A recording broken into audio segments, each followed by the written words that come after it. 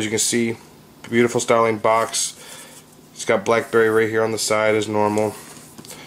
All of your instructions or warnings and so on and so forth, all right there on the back of the box. You can see all of the barcodes. This is actually, where'd it go? I just saw it. This is a STJ100-1, and the region for this one is actually Indonesia.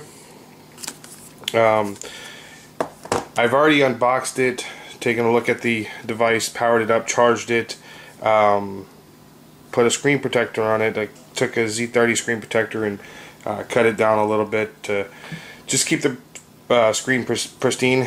And let's dig into the box itself. As you can see, the box is a lot thinner than what we've been seeing with the Z30, the Z10, and the Q10s, so on and so forth. So in the box, of course, you got your Z3, and we'll pop that out, and we'll just set that to the side and dig into what's all in the box. Let's start with this. We've got our little quick start guide for the Z3.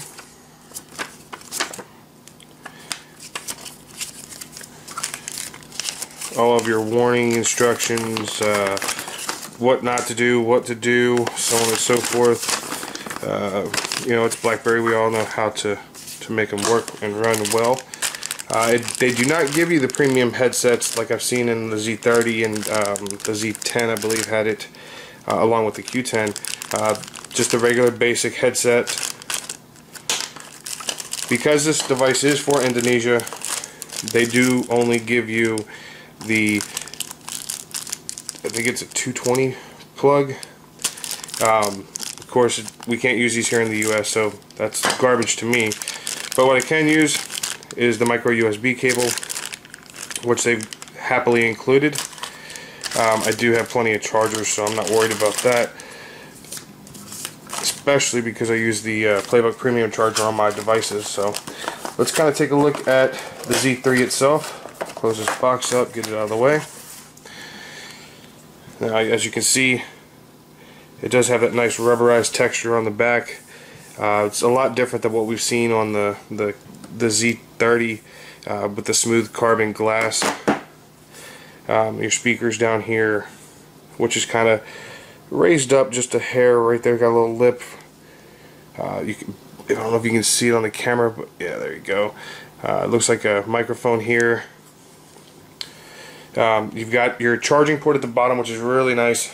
I kind of like the charging port at the bottom versus the side of the device. You've got your on-off power switch, your volume rocker up, down, and the voice controls there. Swipe it up. Looks just like a normal Z10 device. Let's check out what OS it's running real quick. This one's actually running 10.2.1.2788. So it's a fairly newer OS from what we've seen. I did stick my T-Mobile SIM card in here. It is pulling 4G. It is not pulling 4G LTE.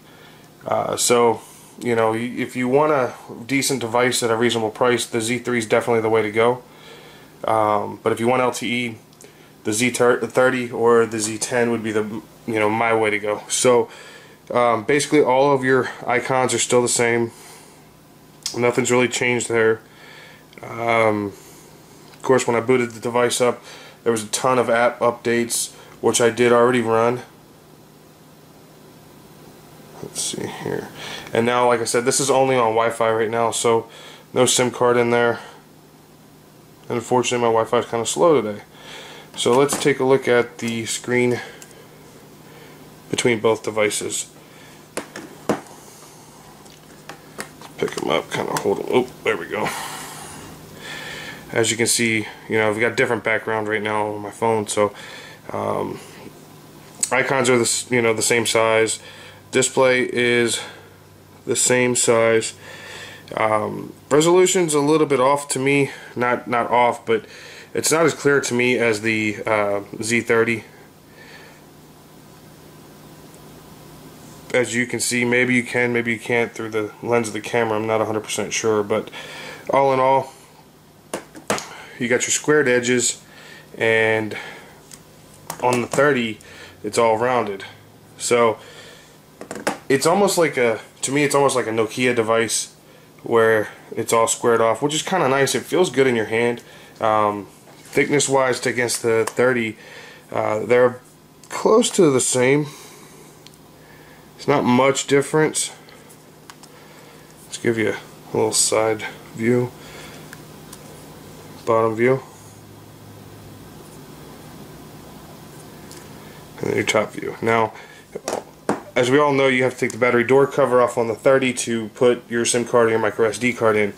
With the Z3, it's also a sealed unit, but I've seen videos where the battery door actually gets pulled off for a flip shell case. I have not attempted to pull the case or the back battery door off yet. But if you flip this door up, you got your SIM card and your micro SD card at the top. Both just slide in there, push it in, and it locks into place. And then you just close it back up and it becomes one part of the device. Edition. This is the first BlackBerry 10 device to come from the BlackBerry Foxconn partnership under John Chen. It's not an LTE device, but it is going to be available exclusively in Indonesia at launch, and then it'll move on to other areas in Asia as well. And whether we'll see it go beyond that, we're not quite sure, but it's got a great entry-level price, and it's going to make for some very happy users in Indonesia and Asia. It's running OS 10.2.1, and it will stay on par with the other BlackBerry 10 devices, so as soon as that BlackBerry 10.3 upgrade hits, the Z3 will get that as well. But everything you need is here. It's got all the basics, your browser, Evernote, weather, contacts, Facebook, your BlackBerry Hub, obviously. Anything and everything that you're going to want is available there. The camera's not terrible, but it doesn't take the greatest pictures. Obviously, it's only 5 megapixels. BlackBerry App World, chock full of all the apps you're going to need. And of course, since you're on 10.2.1, you have the ability to sideload those Android apps as well. But overall, it's running great. The Z3, it's got enough juice to it to keep BlackBerry 10 running smooth. I didn't notice any lag. It feels great. I really like the feel of it, almost better than the Z30, and I might try to give it a whirl for a while. But it's going to be a great device in the Indonesian markets, and as I said before, it's going to branch out to other areas in Asia as well. If you're in the US, Canada, Europe, you might not ever see this device, but overall, I really like this device. It's got a great price point. It runs BlackBerry 10 like a champ. It's got an awesome battery, so it should sell really well. This is the BlackBerry Z3 Jakarta edition.